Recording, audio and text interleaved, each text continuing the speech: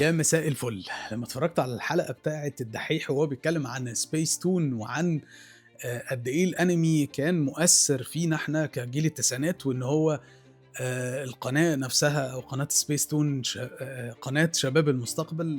هو فعلًا يعني كان في حاجات كتير جدًا مؤثّرة لينا إحنا.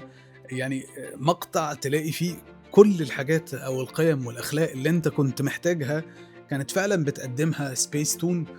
أنا وأخي من مجرّد حتى الأنمي الخفيف اللي إحنا ما كناش متأثّرين بيه، ناروتو مثلًا، ناروتو وكمية الصراعات والحاجات الداخلية اللي أنت كنت بتشوفها، Attack on Titan، Hunter x Hunter والقصة المرعبة اللي جوّاه، وما بين اختلافات الشخصيات اللي هو لحد دلوقتي إحنا لسه في تضارب ما بين الناس، لإن هتلاقي في عالم الأنمي هتلاقي كل الناس بتتكلّم.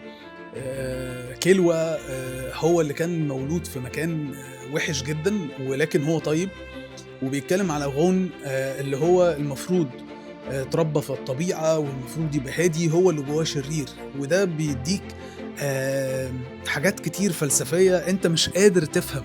كذلك برضه ناروتو، ناروتو الشخصية القوية اللي كل حاجة كانت ضده، ولكن هو كان مكمّل رغم كل الكُره، رغم كل حاجة هو تحمّل هذا الكُره ليكون شخص كويس، وده اللي بيقدر يبني حاجة عند الطفل اللي بيتفرّج.